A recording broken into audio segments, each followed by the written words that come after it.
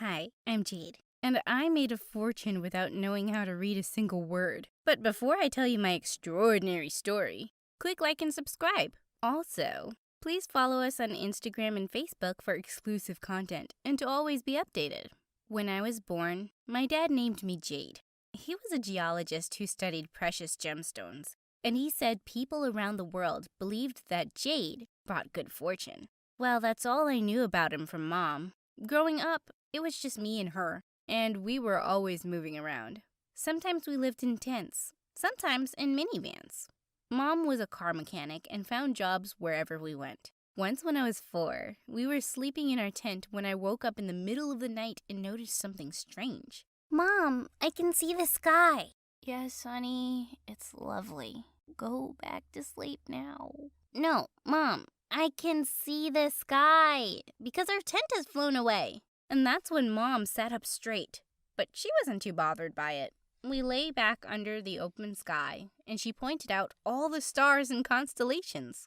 When I was 5 and walking back home with Mom one day, I saw some school kids going by. I asked her when I'd be joining school, but her face clouded over. Never. Your dad went to the best schools and universities, but that didn't make him a good person. He just left us one day to be with his PhD professor.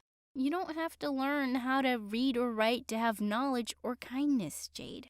You're probably thinking, what a dumb mom. But she really wasn't. She homeschooled me wherever our home was. There was no paper, no books, just us talking and imagining. And she also taught me all sorts of handy skills. By the time I was 9, I could change a car tire by myself. One day, Mom and I were at the grocery store when suddenly a masked guy walked in holding a board with something written on it. Everyone looked terrified and stood quietly while the guy started robbing the cash register. I felt really scared and ran for the door screaming, "Help! Help!" "What are you doing, stupid girl? Can't you read? Stop that!" But my screaming had already caught someone's attention outside, and seconds later the police arrived and caught the robber. Everyone thought I was a hero, but Mom was terrified. "You could have been killed because you couldn't read. I'll have to send you to school."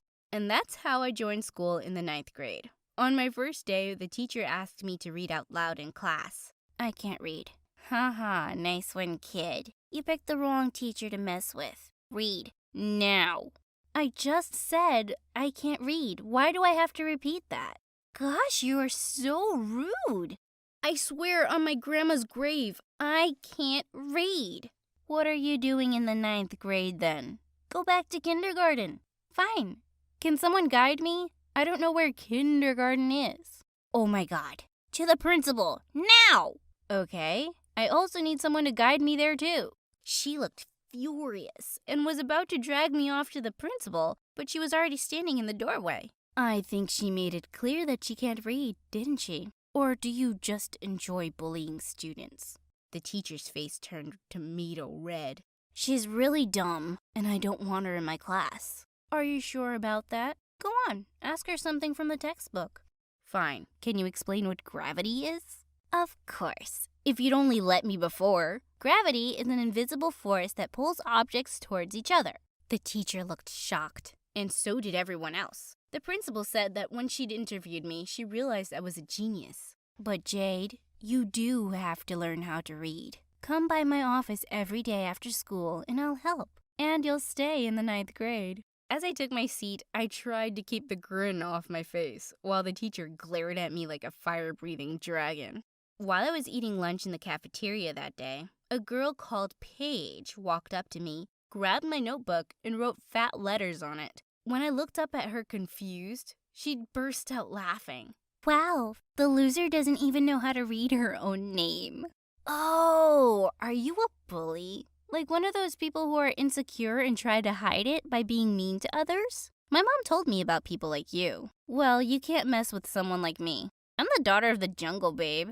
The daughter of what? What are you talking about? I'm just here to tell you that I'm impressed by how you embarrassed that grumpy teacher. So whatever, you can be my friend. You just call me a loser, and I don't want to be your friend. Gosh, who do you think you are? No one talks to me this way. And then she slapped me. I stood on the table and jumped on her. The grumpy teacher saw us and took us both to the principal. And she told the principal that it was all my fault. I couldn't control my anger and I called her a liar. This time, the principal didn't tolerate my behavior and suspended me for 3 days. When I returned to school, Paige came over to me at recess looking annoyed. I really don't want to talk to you, but the principal sent me. She wants you to meet her in the back alley. That sounded weird, but I didn't want to make the principal mad at me again, so I went. When I entered the alley, I saw the wired gate was open, and I walked in. There was a yellow board that had something written on it,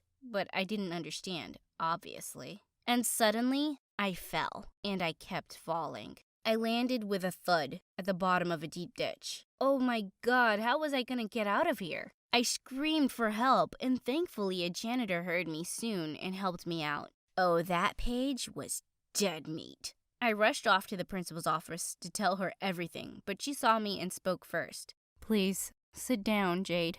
I'm afraid I have some bad news. She told me that Mom had been badly injured at work. I rushed to the hospital, and the doctors said she'd hurt her back and wouldn't be able to walk for a while. Mom was devastated. I was too, but I put on a brave face and hugged her. Don't worry, Mom. You've raised me to be tough like you. I'll find a job and take care of everything till you're better. Later that evening, when I went to get some medicines from the grocery store, the cashier didn't have $1 to give me as my change, so he gave me a scratch-off lotto ticket instead. I scratched it, but before I could ask someone to read it, I heard giggling behind me. It was Paige and her gang of bimbos. Fancy running into you here. I thought you'd still be in that ditch. I was already having the worst day, and I snapped. Paige, just shut up! I can't deal with your stupid face right now. I'd give you the money to shut up, but I don't have any. Here, take this. I flung the lotto ticket at her and started walking away, when suddenly I heard screams behind me. OMG! This has a $30,000 prize, you idiot! Thanks a bunch. Wait, what? I ran at her and tried to snatch the ticket, but her friends fought me off. Give it back! I need the money! Yeah, who doesn't? I'm gonna buy me some shoes. And with that, they all pranced away. Gosh, how could I be so stupid? I was walking back home one day and saw a few people crowding near a poster on the way. I was not interested in looking over it at all. Still, I passed by close. I saw pictures of maids on the poster. I casually said, "Who wants to buy a maid's costume, by the way? And they're so ugly." Someone from the crowd yelled, What nonsense are you talking about? We're just looking at this poster for a cleaning job. Are you dumb or blind? Hey, don't yell at me. I just can't read. That's even worse. I ignored him and quickly noted the number on the poster. I need this job. And just like that, I started working as a maid. After school and my reading lessons with the principal, I'd go clean people's houses. I worked hard, and my clients were really happy with my service. One day, I was given a job to clean up after a party, and when I got to the address, I saw that it was a huge mansion. As I started picking up the trash, I suddenly heard an all too familiar voice. Oh my God, are you a maid? Paige, what does it look like? Leave me alone to do my job, please. I'd rather deal with your trash than talk to you anyway.